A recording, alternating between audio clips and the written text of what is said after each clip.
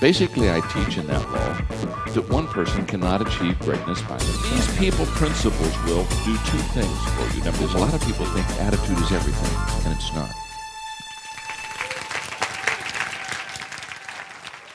In this session, I want to, again, continue the people principles out of my book, Winning with People. And we are in the level of what we call the connection level, which basically says and asks the question, are we willing to focus on others? And we've talked about the big picture principle, which really helps us to see the big picture so that we really understand things from another perspective. And then we've talked about the exchange principle. Now let's go to number 8, which is the learning principle. The learning principle very simply says each person we meet has potential to teach us something. Louis Armstrong said, there are some people that if they don't know, you can't tell them. Haven't we run into people just like that? And the question I must ask myself is, do I approach people with a desire to learn from them? I've noticed, as I wrote this learning principle, that there are 3 attitudes that I see in people when it comes to learning from others. Number 1, this attitude, it says basically, no one can teach me anything. They have what I call an arrogant attitude. The reality is that no one is too old, too smart, or too successful to learn something new. The only thing that can come between a person and the ability to learn and improve is this bad attitude, or this arrogant attitude that nobody can teach me anything. But there's another attitude I've noticed about learning from others, and it's number 2. And that is, someone can teach me everything. That's a naive attitude. I find often people coming to me and asking me things like, will you be my mentor? And obviously I don't have time to be people's mentor, but I sometimes will say, what does that mean to you? Well, I would like you to teach me about life. And I smile and I say, I'm not that good. You don't understand. Well, there are some people that just think, if I could just have that person to be my mentor, as if each person has something to tell you about everything in life. And what I find is there's no one that's smart. There's no one that is that well-rounded. And I've always said you don't need one mentor. If you really want to have mentors in your life, have several mentors. And they mentor you in different things. For example, you might find somebody that's good with relationships and say, would you mentor me in the area of relationships? Or like some people who use me, they'll say, John, I know you're good at leadership. Would you mentor me in the area? If I have a leadership question, could I ask you? But it's kind of naive when you can say only one person can teach me everything in life. The third attitude is the one that I really want to talk about, and that is everyone can teach me something. That's a teachable attitude, and that's what we're wanting to strive in this learning principle. Number 1, make learning your passion. Management expert Philip Crosby notes, there's a theory of human behavior that says people subconsciously retired their own intellectual growth. By the way, I do believe that. They come to rely on cliches and habits. Once they reach the age of their own personal comfort with the world, they stop learning, and their mind runs on idle for the rest of their days. They may progress organizationally, they may be ambitious and eager, and they may even work night and day, but they learn no more. If you desire to keep growing, you cannot sit back in a comfort zone. You need to make learning your goal. Do that, and you will never run out of gas mentally, and your motivation will be strong. And don't worry about having people to teach you. Greek philosopher Plato said, when the pupil is ready, the teacher will appear. So make learning your passion. Number 2, value people. Whenever I write these people principles in the book Winning with People, I can almost go back to a time or place where these people principles became a reality of my life. And I've not done that with many of them today, but let me just talk to you about this one, this whole learning principle. I can remember as a young pastor, I went to Florida for a 3-day conference, of which there were 3 speakers that I really wanted to hear because they had built great churches, and I thought if I could just listen to them, I know that they would teach me things that I could apply to my own congregation. I could remember as I went there, and I listened to 3 of them, and they did give me some stuff that I could use, but they had what they called that day an idea exchange. And the idea exchange was where about 250 pastors would come into a room, and they would share ideas of what they were doing in their congregation. And I almost didn't go because I thought, I don't know if I want to go in there with a bunch of other pastors and listen to their thoughts and ideas. But because there basically wasn't anything else on the agenda, I went. It changed my life. What I discovered was that I got more great ideas from a bunch of average people than I got from the 3 people I wanted to go hear. And it was at that moment that I said to myself, everybody has something to teach me. And I quit getting this elitist attitude about I only want to talk to certain people who I know are quicker, better, faster, and smarter than me. And I began to say, if I have a searching mind and an eager heart, I could learn from almost anybody. And the learning principle became a reality to me that day. Number 3, develop relationships with growth potential. This next statement is major. It's true that everyone has something to teach us, but that doesn't mean anyone can teach us everything we want to learn. We need to find people who are especially likely to help us grow, experts in our field, creative thinkers who will stretch us mentally, achievers who will inspire us to go on to the next level. Learning is often the reward for spending time with remarkable people. Who they are and what they know rub off. As Donald Clifton and Paula Nelson, authors of Soar with Your Strengths, observe, relationships help us define who we are and what we become. One of the things I do in the learning principle that's very helpful to me is that I schedule, without fail, every month what I call a learning lunch. Now, if I can, I do a couple of them. But I don't always get a couple of them, but I always get one every month, of which I sit down with people that are smarter, quicker, faster, and I know what they can do, and maybe I've read a book of theirs, or maybe I've heard them lecture, or I've listened to a tape of theirs, and I go to that lunch purely to ask questions. 2 months ago, I spent time with a couple of people that were just like that had amazing ability to help me. I spent a dinner with Jim Collins, the author of Good to Great, and Frances Hesselbein, who was many years the president of the Girl Scouts. Well, as we went to dinner that night, I had my list of questions ready, because before I go to my learning lunch, I usually spend 2 to 3 hours positioning my questions so I can maximize my time. I'm often amazed when people have lunch with me that they just spend time with me. And I always think, I wonder why they don't want to ask questions that would help them grow. Now, that's okay, but when I go to spend some time with somebody, I'm going to invest that time by getting ready. And I remember that night, we started a dinner conversation. I looked at Jim Collins and I said, Jim, I've read both of your books and I love them, and the Good to Great is amazing. And I said, it's very obvious to me as an author that you value curiosity. I said, can you tell me why you value curiosity to the level that you do? What makes curiosity helpful to you? You ought to have seen his face. It lit up. He looked at me and said, John, nobody's ever asked me that question. And he said, you're exactly right. I am today what I am, and I write because I'm so curious. And he began to go into this 15-minute teaching session on curiosity. I'm just taking notes. And the waiter keeps saying, do you want to order? And I said, they can order. I'm getting my food right now. And that whole, I'm telling you, I spent the whole 3 hours. When we're done, Francis and Jim come around me, and they both give me a big hug and said to me, one of the greatest dinners I've ever had in my life. Invigorating. Why? Very simple. Because I committed myself to making this a learning lunch. What would happen in your life is every month you had a learning lunch. Let me tell you what I know about it. Number 1 is you should buy the lunch. And number 2 is don't eat food. Spend time asking questions, writing, getting all that you possibly can. Hey, can I tell you something? When Jim and Francis leave, I can always order room service. Always keep your priorities where they need to be.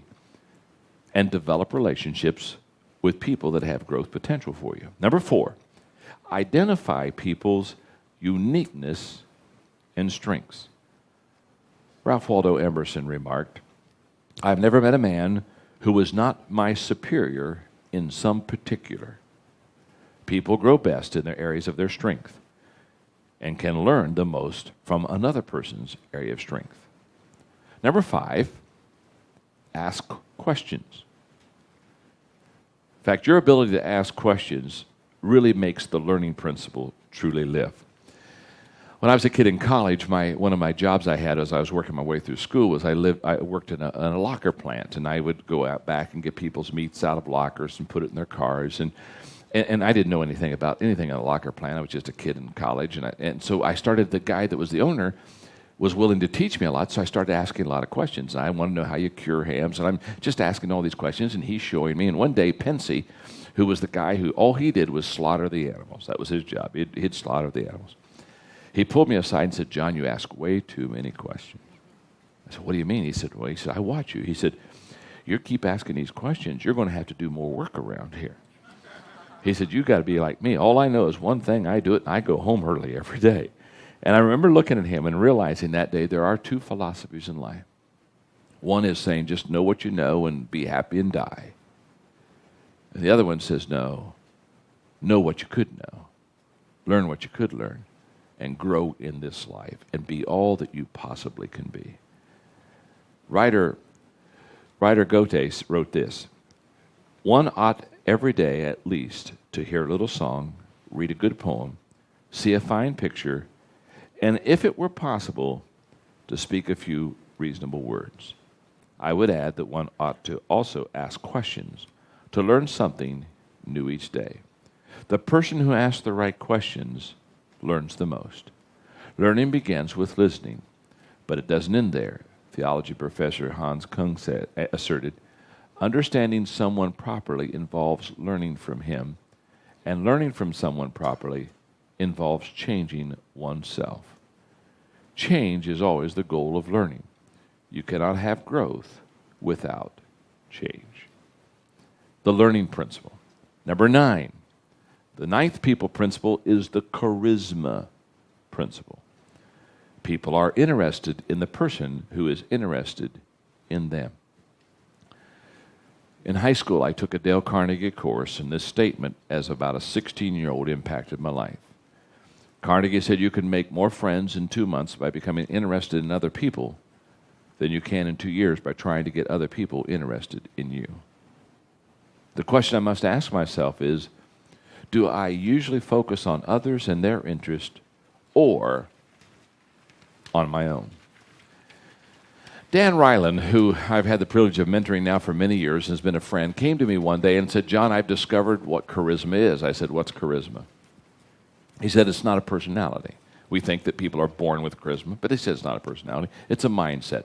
And it was that day that Dan Ryland told me that people with charisma are other people focused, and people who lack charisma are inward focused.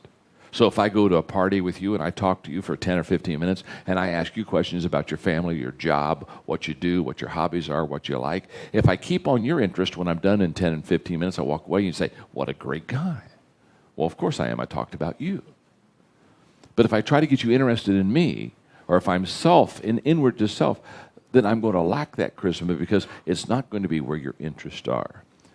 In your notes, people with charisma focus on others. People without charisma focus on themselves.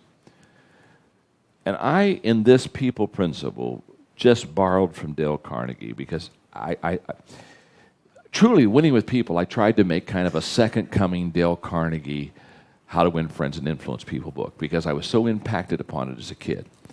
And when I got to this principle, I said, you just can't beat what Dale Carnegie said. So he gets all the credit. 6 ways to make people like you.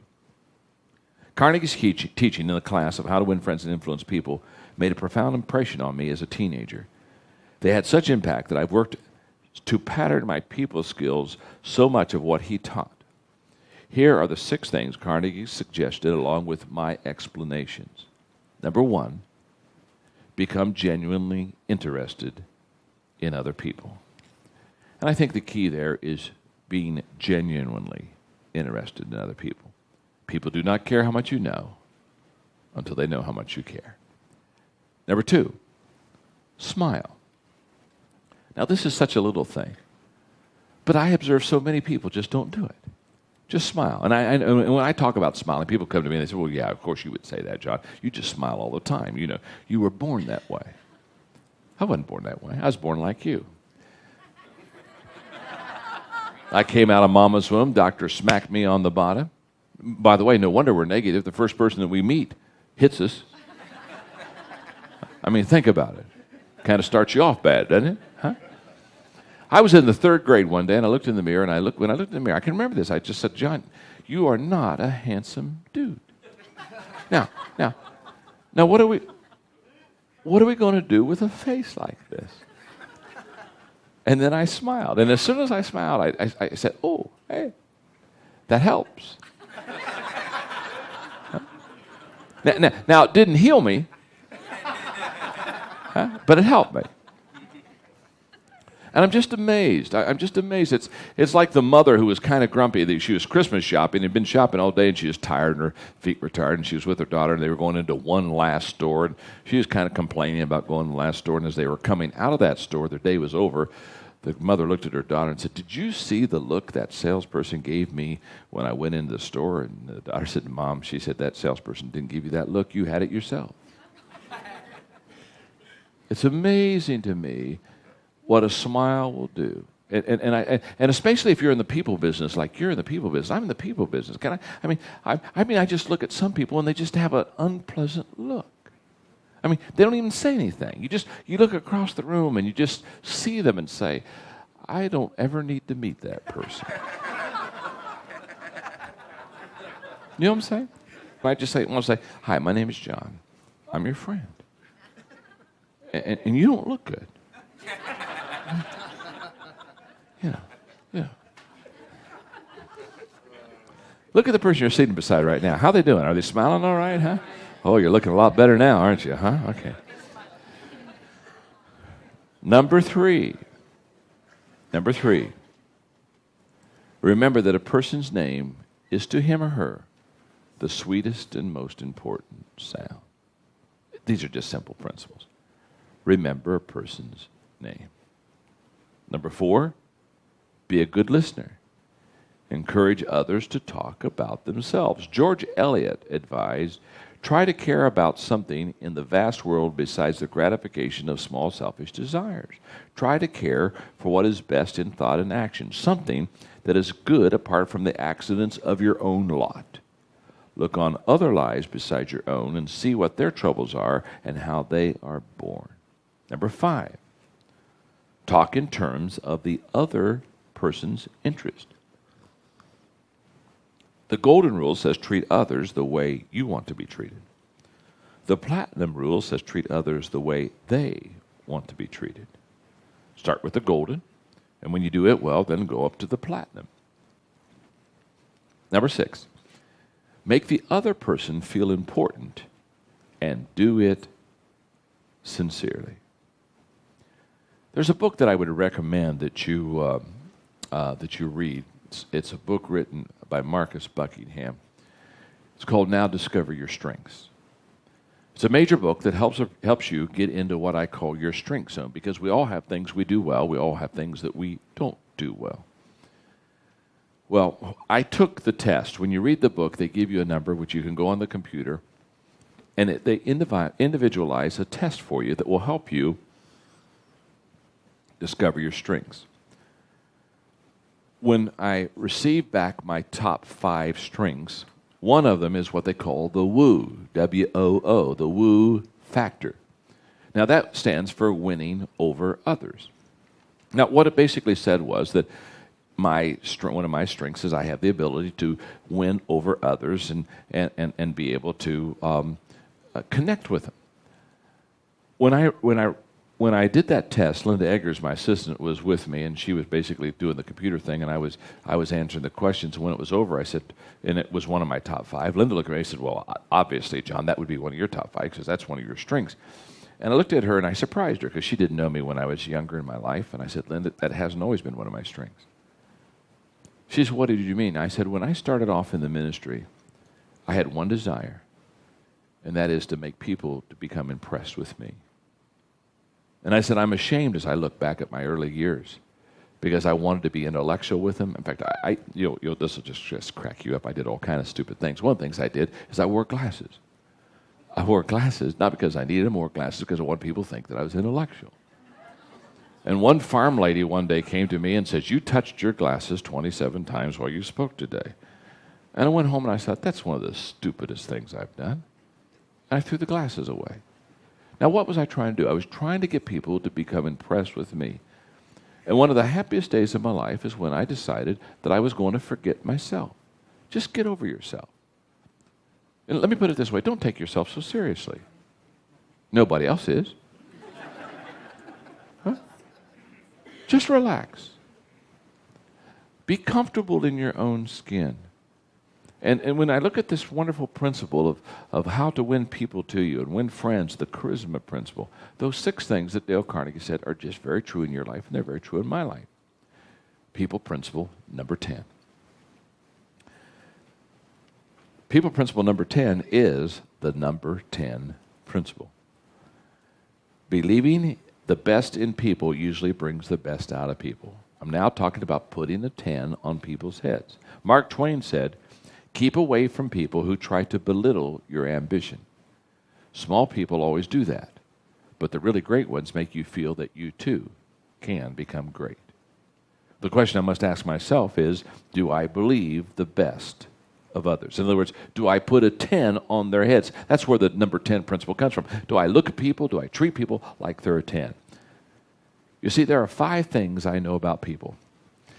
Many, many years ago, when I say many years ago, probably, I would guess 20 years ago, I was going to Spokane, Washington, to the convention center to speak to a large crowd. And on the plane going up, I wrote my speech. Sometimes I do that. I'll just kind of get the feel of where I'm going, and I'll get me a piece of paper, and I'll start writing my speech. Now, it really makes speakers or the host nervous when I go to a banquet and I sit at the table, and I start writing it right then. They get a little nervous on that one. But what I wrote on the way up to Spokane, I remember I did it that night, and I've only probably done this speech 2 other times, and I've never done it either, is 5 things I know about people. Number 1, everybody wants to be somebody. George Adams states, "There are high spots in all of our lives, and most of them have come about through encouragement from someone else. I don't care how great or how famous or successful a man or woman may be, each hungers for applause." Everybody wants to be somebody. It's like Melvin, the shoe shine guy. Whenever I fly commercially, I always go get my shoes shined at Melvin's stand. Now, most of the time I don't even need my shoes shined. It doesn't really matter. I go to Melvin's stand and sit there, and he shines my shoes. Now, Melvin, all of his life, has coached Little League Baseball. And I know that. So we talk about Little League Baseball, and I say, "Melvin, talk to me about the guys that you coached in Little League that are now in the pros," because he has 5 guys in the pros. And he'll start talking to me about them, and I'll say, "Melvin, it must have been amazing for you to have those guys at that young age and now see that they took your teaching and your coaching and now they're pros."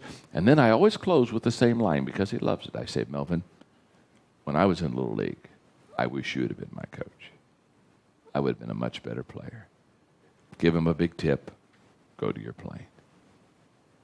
Melvin, when he sees me coming, clears out customers. "John, let me shine your shoes." Why? Because everybody wants to be somebody. Number 2, nobody cares how much you know until he knows how much you care. Number 3, everybody needs somebody. And number 4, anybody that helps somebody influences lots of bodies. And number 5, somebody today will rise up and become somebody.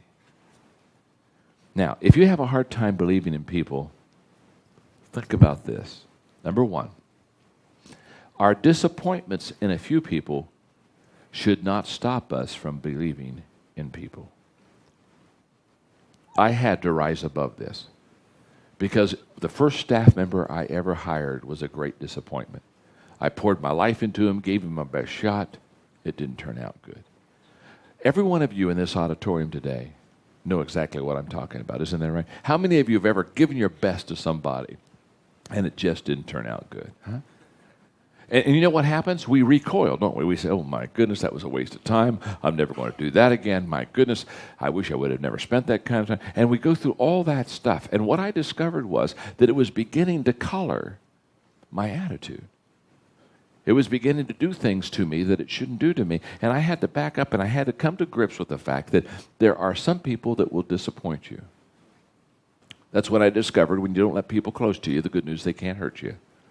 The bad news is they won't help you. You see, you just have to get over those disappointments because we all have them. I have them, you have them. We could all stand up and name people that we poured our life into us that just disappointed us. Number 2, a trusting heart is emotionally healthy. In fact, in his book, The Trusting Heart, Dr. Redford Williams, director of the Behavior Medicine Research Center at Duke University Medical Center, writes, those who have a trusting heart are more likely to remain healthy throughout most of their lives and to live long. He says that such a heart believes in the basic goodness of humankind, that most people will be fair and kind in relationships with others. A soft heart, he said, is more likely to be a healthy one. Number 3, we behave in light of our beliefs. So therefore, if you don't like people or don't believe in them, you won't be able to fake it. Especially, you won't be able to fake it long. I hate these hypey people that say, fake it till you make it. I'm just saying, just shut up. Just get out of my life. If you've got to fake it, don't go there. People can very quickly find out if you're real or if you're a phony. Isn't that true? You don't have to spend much time with people till they really know if you're the real deal. Number 4, a healthy marriage is built on positive expectations. Marcus Buckingham, of the Gallup organization and author of the book I just talked about, Now Discover Your Strengths, said, the number 1 sign of a healthy marriage is that spouses see each other more positively than other people do. And anytime a partner esteems his or her spouse lower than outsiders do, it's a sign that there is trouble in the relationship. Boy, that's so true. I used to do a lot of counseling. You know the only difference between pre-marriage counseling and marriage counseling? Pre-marriage counseling, people look at each other and they believe the best about each other. When you're trying to keep a marriage together, the same 2 people come in the same room, and now instead of looking and believing the best in each other, all they can see is the faults in each other. That's the only difference. Number 5, expressing belief in people's potential encourages them to reach their potential. It's not enough just to believe in people, to think that they are 10s. You need to express that belief. Again, Goethe said, treat a man as he appears to be, and you make him worse. But treat a man as if he already were what he potentially could be, and you make him what he should be. The number 10 principle.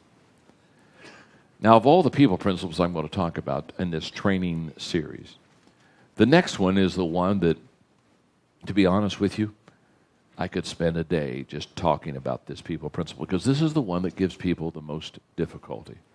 Number 11 is the confrontation principle. The confrontation principle says caring for people should precede confronting them. In other words, let me just stop here for a moment before we go on the notes.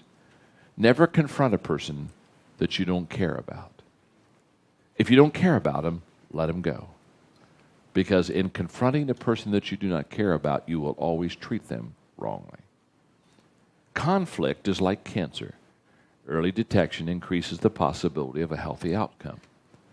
The question I must ask myself is, do I care enough to confront the right way? Let me give you some comments about conflict. Number 1, conflict is unavoidable. We have the old joke that, death and taxes, you know what I mean? Unavoidable. Can I tell you something? Conflict is, if you put 2 people together long enough, you will have conflict. That's just the way it is. Number 2, confrontation is difficult. When we have conflict with people, the tendency for us is, instead of confronting and dealing with the issue, the tendency is for us to back up. I have done half-day seminars on confrontation. And I've asked people before, how many of you know somebody that you need to confront? 100%. Everybody will raise their hands. Okay. Now, then when I asked them, how many of you confronted that person that you need to confront, only about 5% would raise their hand. In other words, what I'm going to say to you right now is almost for sure true. Every one of you in this room, as you're listening to this people principle, have someone that you should confront, of which you haven't. And it causes you problems. Causes you problems internally. Causes you problems in the fact that you're avoiding things that you shouldn't avoid. Now, that's okay. Let me just put it this way. If you loved to confront people, you wouldn't need my Winning with People book. You would need therapy. So when I run into somebody that just says, oh, I just love to tell people off and tell them what they need to hear, and I just love to fire people and I'm just sitting there, my heart sinks. So it's natural. If you're basically a good person, confrontation naturally is not something that you want to do. Number 3, how we handle conflict determines our success in tough situations. Now, I've got to repeat it because that's huge, what I just said. How we handle conflict determines our success in tough situations. For example, let me give you wrong strategies in dealing with conflict. Win it at all cost. That's a wrong strategy. I know people that say, I've got to win. If I'm going to confront this person, I'm going to win at all cost. It's like a shootout at the OK Corral. It's quick, brutal, and destructive. Or here's another wrong way to handle conflict. Pretend it doesn't exist. If you hear no evil, see no evil, and speak no evil, evil will not cease to exist.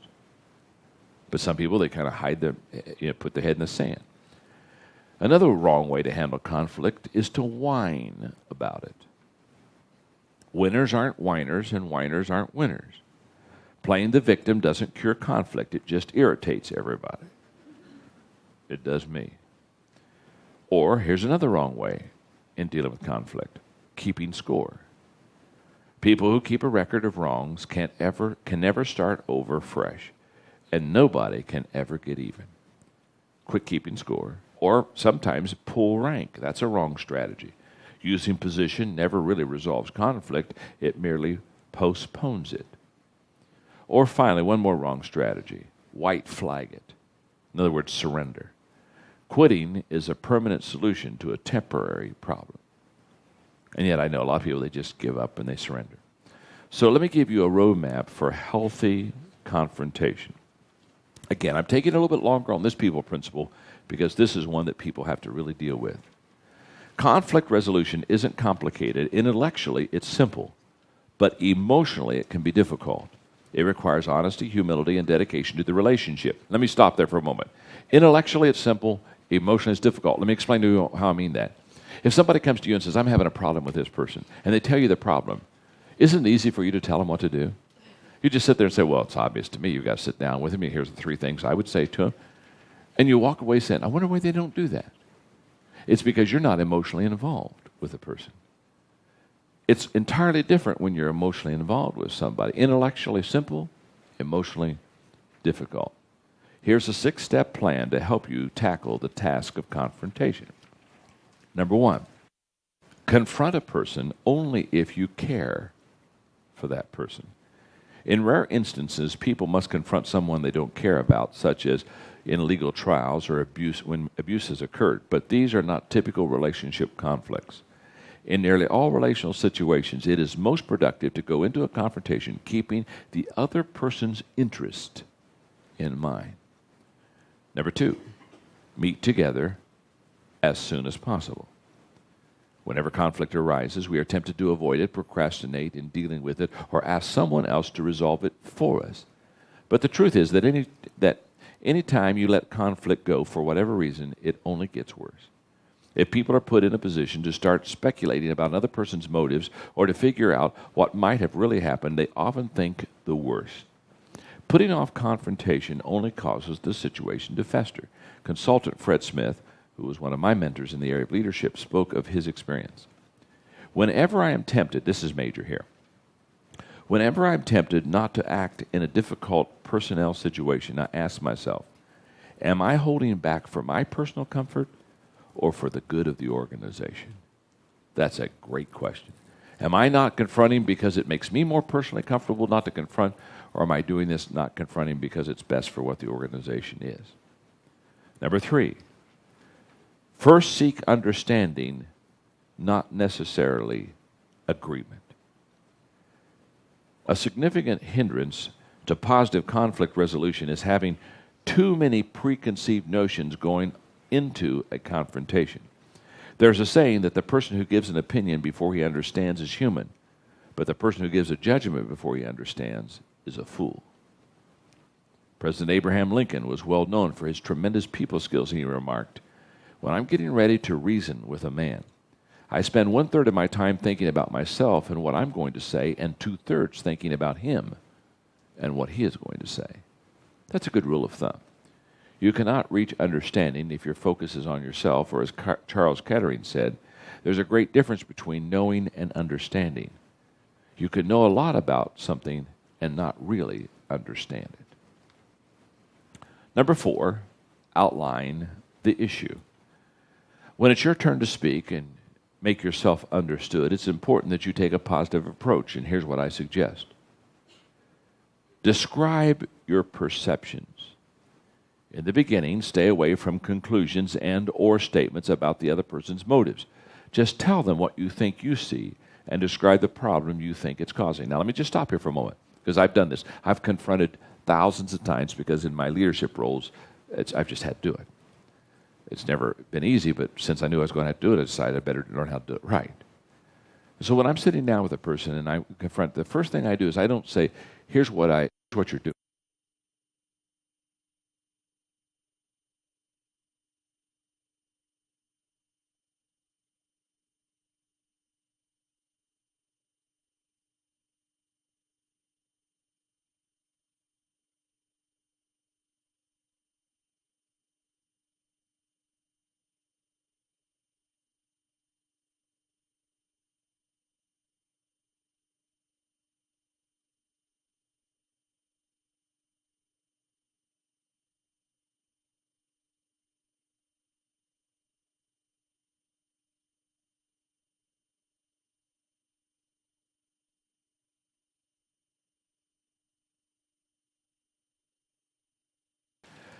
Next, explain why this is important to you. Many times, when a person finds out that something is a priority to you, that is enough to make him want to change. Engaging in this process without emotional heat or bitterness is essential. You don't have to turn off your emotions. You just need to make sure you don't verbally assault the person you're confronting. Number 5, encourage a response. Never confront others without letting them respond. If you care about people, you will want to listen. Besides, as politician Dean Russ stated, one of the best ways to persuade others is with your ears, by listening to them. Sometimes simply having the discussion helps you to realize that your perceptions were wrong. I know that has happened to me. It's very humbling when I realize I am the problem. Other times you discover what you need to take that you need to take extenuating circumstances into account. Encouraging a response helps you better understand the problem. It also gives the other person a chance to process emotionally. Most of the time, when you confront people, they will have an emotional reaction. They may be shocked or get angry or feel guilty. They may want to share their feelings with you, or they may not. But no matter what, you should encourage them to give you a genuine response. Why? Because if you don't have their say, if they don't have their say, they won't be able to move toward a resolution to the problem. They will be so focused on their response that they can't hear anything else. When confronting people, I've discovered the following. This is so true. 50% of the time, people don't realize that there's a problem. So in other words, when you're thinking about confronting somebody, understand there's a 50% shot that they don't even know there's a problem. 30% of the time, 30% of them realized that there was a problem but didn't know how to solve it. So when you confront with them, they say, oh my goodness, let's get it solved. 20% realized there was a problem but didn't want to solve it. The bad news is that 1 out of 5 people doesn't want to seek positive resolution.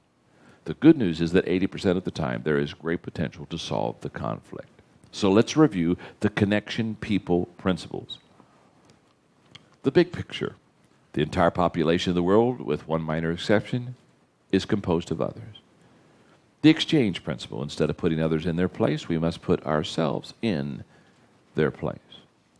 The learning principle. Each person we meet has the potential to teach us something. The charisma principle. People are interested in the person who is interested in them. The number 10 principle, believing the best in people usually brings the best out of people. And the confrontation principle, caring for people should precede confronting them. Those are all people principles that help you connect with others. Now we go to the third level, trust. Can we build mutual trust? There are 5 people principles I want to talk to you about here. First of all, number 12 is the bedrock principle. The bedrock principle says trust is the foundation of any relationship. George MacDonald said, "It is a greater compliment to be trusted than to be loved." And the question I must ask myself, am I a trustworthy person? Warren Bennis says, integrity is the basis of trust, which is not so much an ingredient of leadership as it is a product. It is the one quality that cannot be acquired, but must be earned. It is given by co-workers and followers, and without it, the leader cannot function. 3 truths about trust. Number 1, trust begins with yourself. Shakespeare wrote, "This above all, to thine own self be true, and it must follow as the night the day, thou canst not then be false to any man." If you're not honest with yourself, you will not be capable of honesty with others. Self-deception is the enemy of relationships. It also undermines personal growth. If a person does not admit his shortcomings, he cannot improve them. I would encourage you on that statement, go back to the mirror principle. The first person we must examine is ourselves. The second truth about trust is trust cannot be compartmentalized. Cheryl Bill, wife of a friend and author Bob Bill, says, "One of the realities of life is that if you can't trust a person at all points, you can't trust him or her at any point." You can't compartmentalize trust. Again, when I wrote my book, There is No Such Thing as Business Ethics, you know how it was birthed. I was sitting down with Time Warner, and the leader of the book division of Time Warner said, "John, with all the corporate scandals, I want you to write a book on business ethics." And I looked at him and I said, "I can't write a book on business ethics." He said, "Why?" I said, "There's no such thing as business ethics. There's just ethics. You either got them or you don't. Now, if you have them, it works in business. Oh, happy day." But you can't compartmentalize trust. Thirdly, trust works like a bank account. Mike Abrashoff, the author of It's Your Ship, states, "Trust is like a bank account. You've got to keep making deposits if you want it to grow. On occasions, things will go wrong and you will have to make a withdrawal. Meanwhile, it is sitting in the bank earning interest." So there are some questions I want you to ask about yourself about trustworthiness, since this is the bedrock principle. Questions such as, am I making deposits? Think about your most important relationships. Are you exhibiting trustworthy behavior that's putting relational money in the bank? Or, here's a question. Am I making withdrawals? Have you undermined trust in any of those important relationships? And if so, you need to try to make things right. Don't wait another minute to take the appropriate action by doing the following. If you're starting to make withdrawals in your trust bank account with people, number 1, apologize. Number 2, ask yourself why you broke trust. Number 3, correct the issue in your life. Once you have discovered why you broke the trust, go back and fix it, correct that issue in your life. Number 4, recognize that it takes longer to restore trust than it does to lose it. I'll repeat that. Recognize that it takes longer to restore trust than to lose it. That's a major statement there. And while you're writing it down, just listen to me carefully. What I've discovered about trust is you lose it faster than you earn it. It takes a long time to earn trust, but when you do untrustworthy acts, you lose it very quickly. Isn't that true? Then it takes a lot longer time to build that trust back. And number 5, remember, trust is restored by deeds, not just words. In other words, you cannot gain trust back by saying, I'm sorry, trust me. Now they have to watch your behavior and their actions to see if you can be restored trust. Doing these things won't earn you new change, but it may stop you from losing more, and you might save the relationship. Here's a great question. Am I compounding my trust? Mike Krzyzewski, the head basketball coach at Duke University, offers this advice. If you set up an atmosphere of communication and trust, it becomes a tradition. Older team members will establish your credibility with newer ones. Even if they don't like everything about you, they'll still say, he's trustworthy. He's committed to us as a team. In 1978, I had a very interesting conversation. This is where I learned this trust principle. It's where it was birthed in my life. In 1978, I'm still a fairly young person. And Tom Philippi, a longtime friend of mine, we were having dinner in Canada. I was doing a conference. And I'll never forget, he looked at me and he said, John, he said, you're just barely in your 30s. You're very young. But he said, I've watched you for the last couple of years. He said, you're going to be very successful.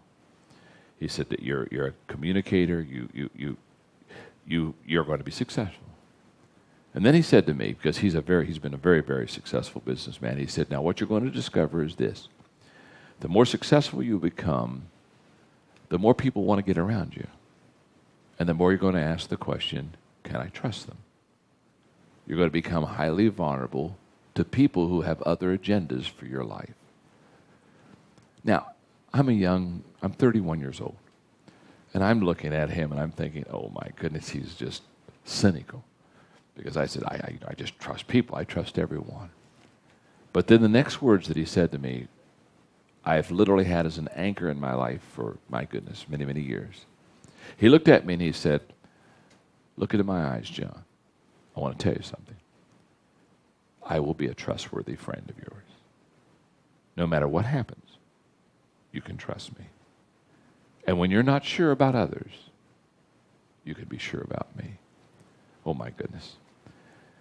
It was over 25 years ago. And what I've discovered that is true, and what I have also discovered is you become successful, you do begin to ask the questions, why are they wanting to get next to me? What are they doing? And that you get through that whole process. But the bedrock principle of relationships is trust. It's the only thing that will make your marriage last. It's the only thing that will make your business and partnerships last is trust. So I close with this paragraph. Writer and chaplain to Queen Victoria, Charles Kingsley, said, a blessed thing it is for any man or woman to have a friend, one human soul whom we can trust utterly, who knows the best and the worst of us, and who loves us in spite of all of our faults. People principle number 13. The situation principle. Never let the situation mean more than the relationships. It is more rewarding to resolve a situation than it is to dissolve a relationship. And the question I must ask myself is, do I sometimes put situations ahead of my relationships? You know, when you do your marriage vows, think about it. When you're talking about for better, for worse, for richer, for poor, when you're doing all this marriage stuff, you know what? There's an assumption in the marriage vows that life's going to get tough. I mean, they wouldn't put the negative side of the downside of a relationship if they didn't assume that if you live long enough, can I tell you something? You'll have good days and you'll have bad days. You'll have highs and you'll have lows.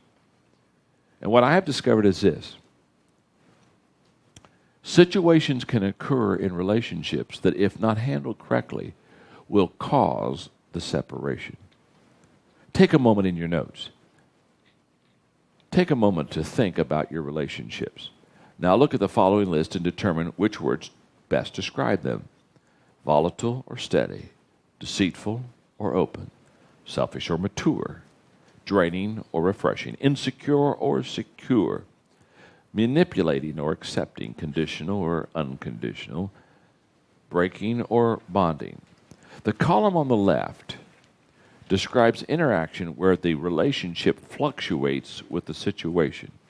The column on the right describes interaction where the relationship is a rock solid regardless of what the situation is.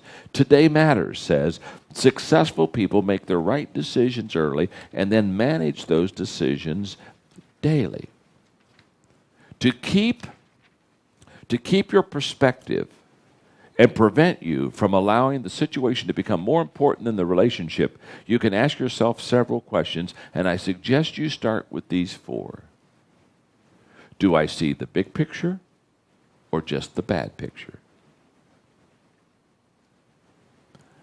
Do I communicate the big picture along with the bad one? My parents were great at this. As a kid, you'll find this probably hard to understand, but I was a high-energy, ornery kid who knew no bounds. And so I had to be disciplined a lot. And my parents would always sit me down before they discipline. They would say, "Now, John, in a moment, we're going to get this discipline in your life. But we want you to know that we love you." And I always thought, if you really love me, and I'd say, if you really love me, let's just remove the discipline, you know what I mean? And they said, no, we love you too much. We must do this. But they were very good they were very good not to discipline me out of their anger. They're very good to discipline me out of principle. And they would tell me they loved me before, and then they would discipline me. After the discipline was over, they were both very good at bringing me back to them within 30 minutes after that discipline was over and holding me and praying over me and hugging me and telling me how they unconditionally loved me. Now, that's what I'm talking about as far as being able to not just have the bad picture, but to see the big picture in this process and never let the situation mean more than the relationship. Number 3, do I make too many situations a life or death issue? This is a major mistake, especially young parents make with kids. Everything becomes a life or death issue. Dean Smith, the former head basketball coach at North Carolina, observed, if you make every game a life or death proposition, you'll be dead a lot.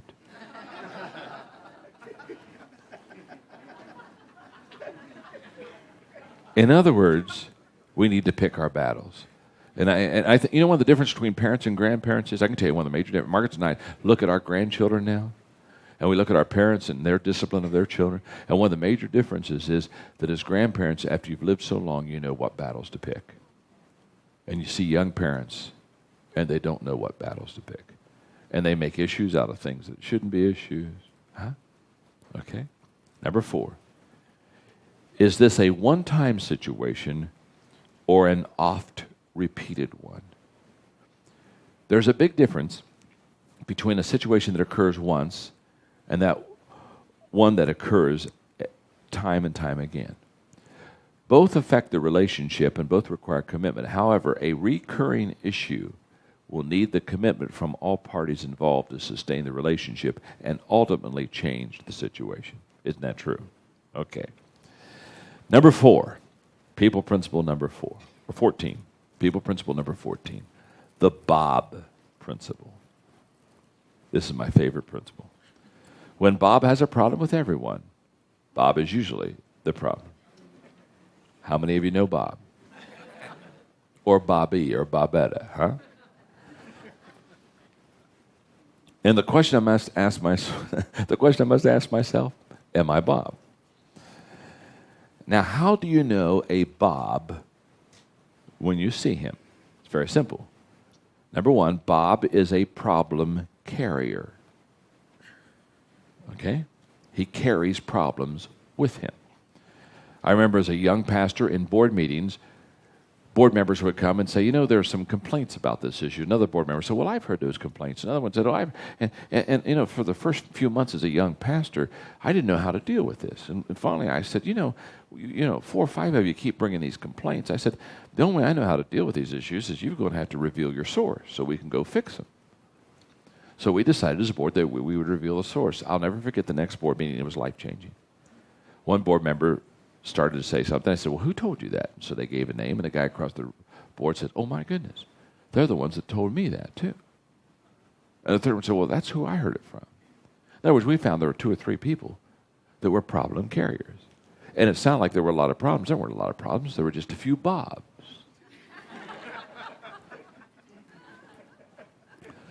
Bob is a problem carrier. 2, Bob is a problem finder. Bob also likes to find problems and expose them to others. He subscribes to Chisholm's law, second law, which says, anytime things appear to be going better, you have overlooked something. They're a problem finder. In fact, a rule that I've had for years with my staff is very simple. If you come and bring a problem to me, that's fine. But with the problem, bring 3 solutions. Any idiot can find a problem.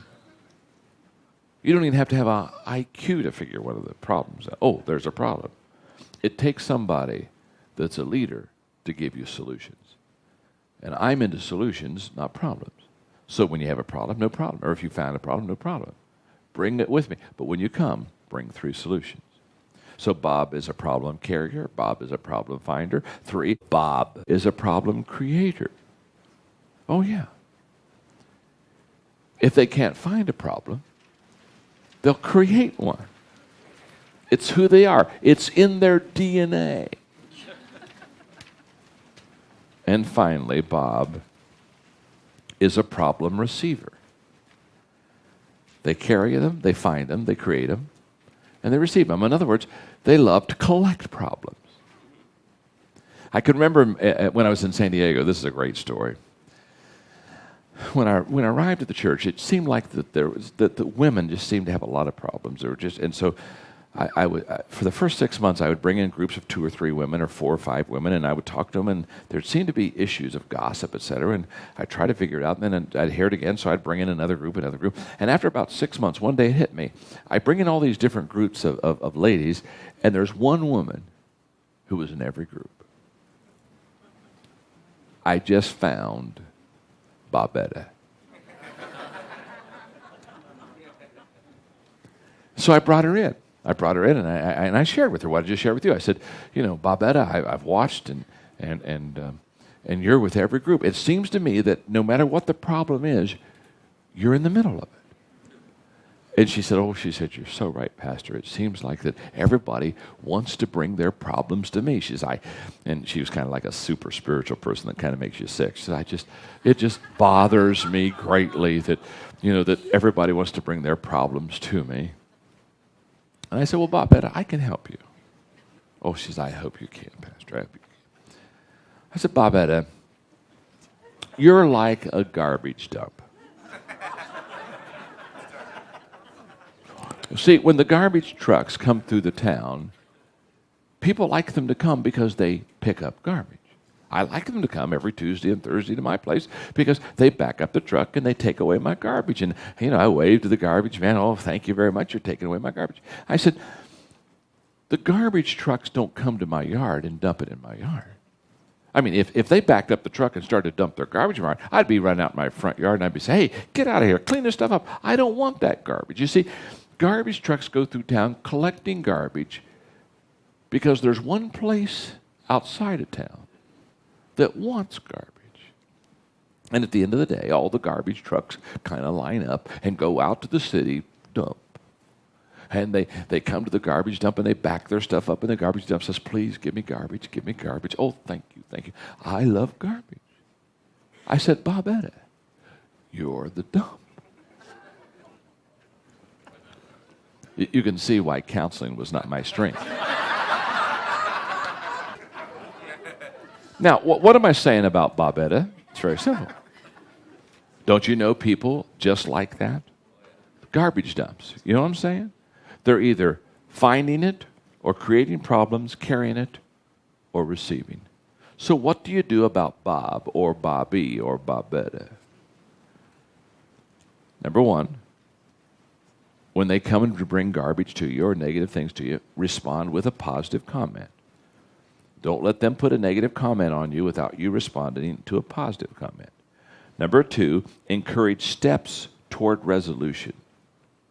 Anytime someone brings you a problem he has with another person and he hasn't personally addressed the problem with that other person, he really is engaging in gossip.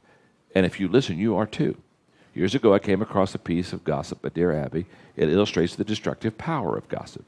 My name is gossip. I have no respect for justice. I maim without killing. I break hearts and ruin lives. I am cunning and malicious and gather strength with age.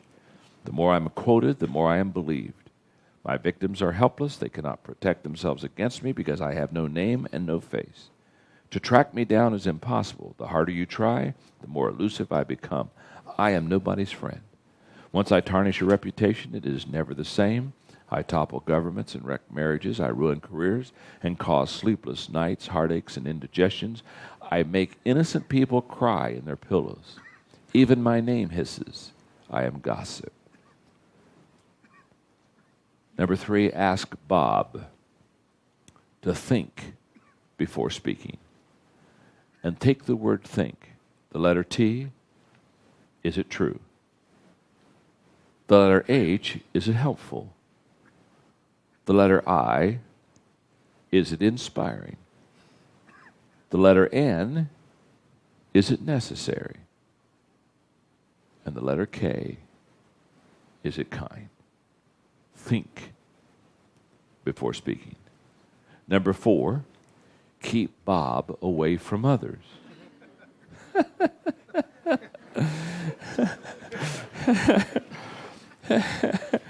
Here's what I would suggest.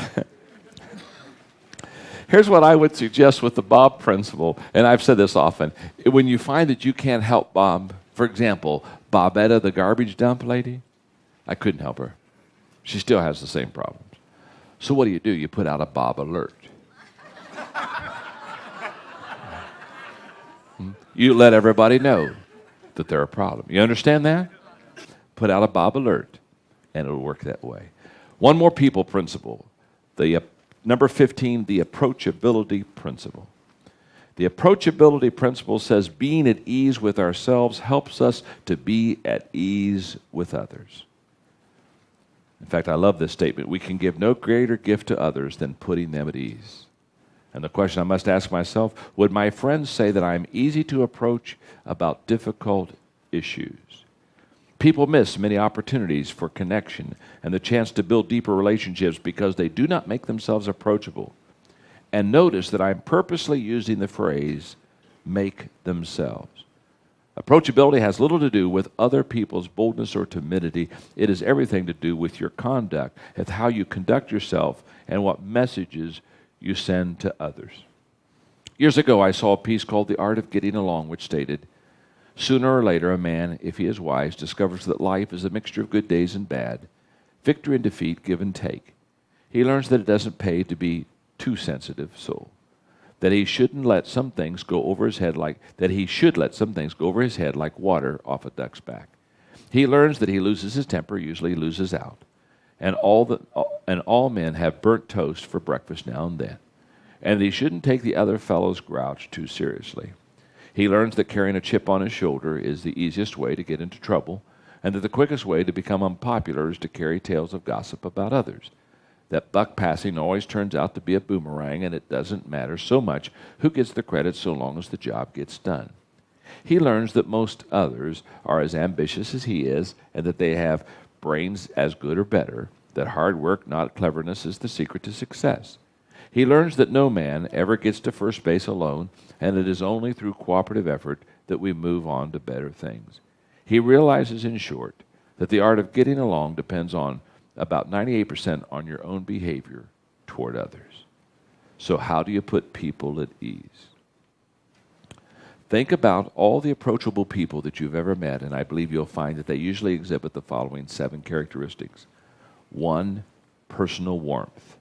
They truly like people. Christian Bovee said, kindness is a language the dumb can speak and the deaf can hear and understand. Number 2, appreciate the differences in people. Have a great appreciation for different temperaments. Number 3, consistency of mood. People that are not consistent in their mood are unapproachable. Haven't you known people that had moodiness and you said, do I approach them today? Oops, no, can't. You look in the office, oops, not today, and I got to wait for another day. Number 4, sensitivity toward people's feelings.